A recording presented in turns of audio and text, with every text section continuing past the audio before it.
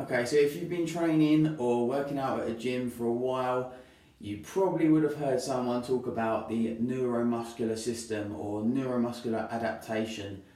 So in this video, I just want to give an overview of what this means. It can be quite confusing for some people, but hopefully this will make it a lot more clearer and assist you going forward. So when we're looking at the neuromuscular system, our key focus really is the central nervous system. Now the central nervous system breaks off into two separate branches, your autonomic nervous system and your somatic nervous system. Now the autonomic nervous system splits down the line in two separate parts, and you've got your sympathetic and parasympathetic nervous system. Now your sympathetic is your fight or flight kind of mode, and your parasympathetic is your rest and relax.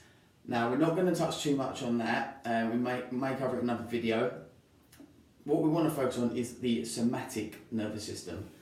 So when we're looking at this, it breaks down into three sections really, and that is sensation, integration and response. So this forms our ACE concept, ACE. And our ACE concept breaks down as the following. You've got afferent, then central nervous system, then efferent. So your afferent part of the ACE concept is the sensory neuron. So as I said, sensation, integration, response.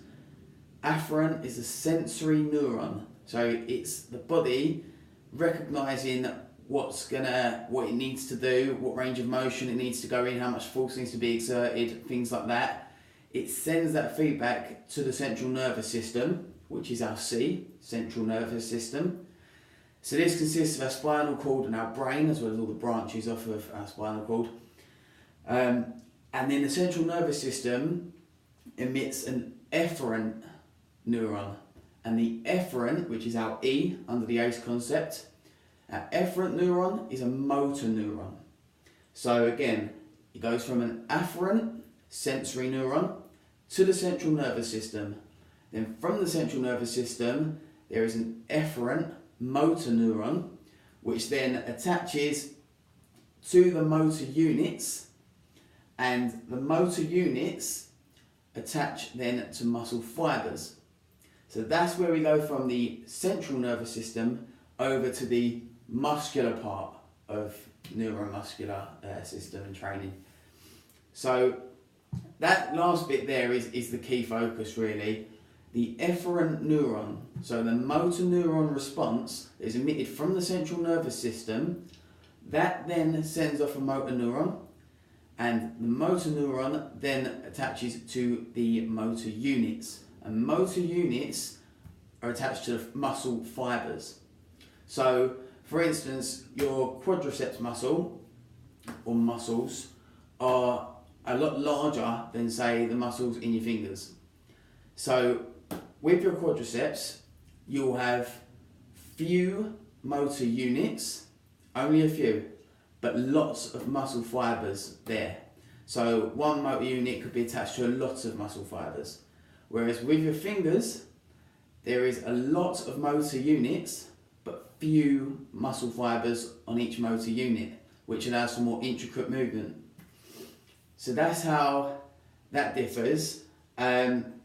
So yeah, basically, as I said, the motor unit is attached to the muscle fibers, and that emits a reaction in the musculature.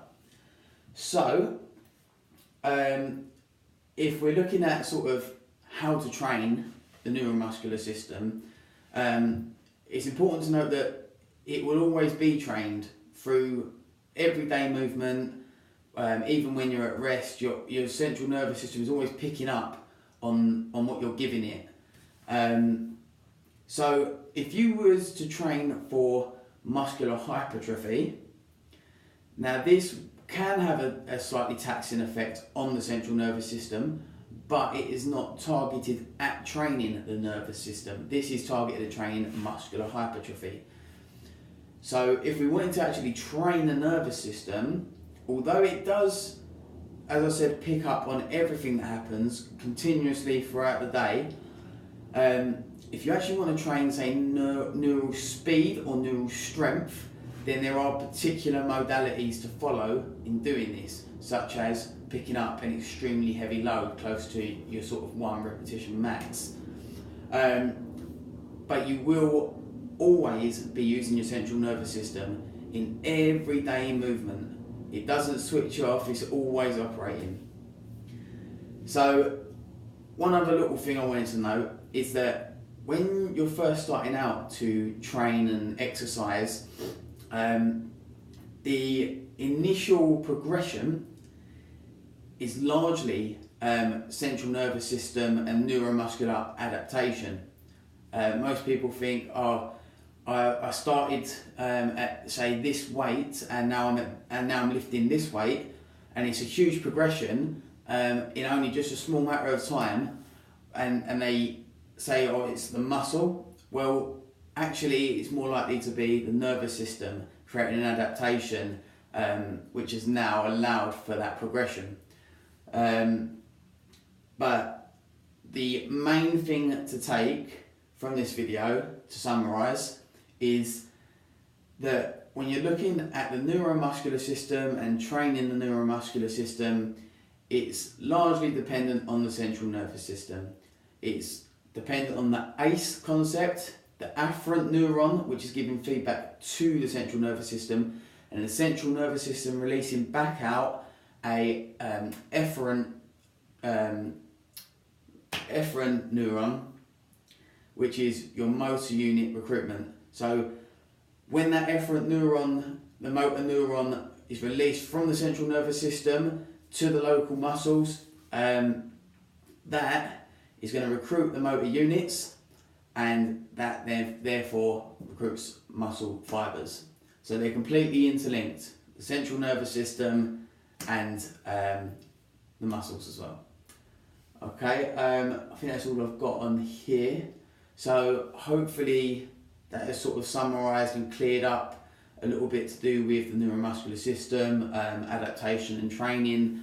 If there's anything more you want to know, or any other subjects that you might want a video on, or just some advice, do leave me a like, message, anything like that, and just let me know. Any feedback is beneficial for me. So hope you enjoyed it, and until the next one.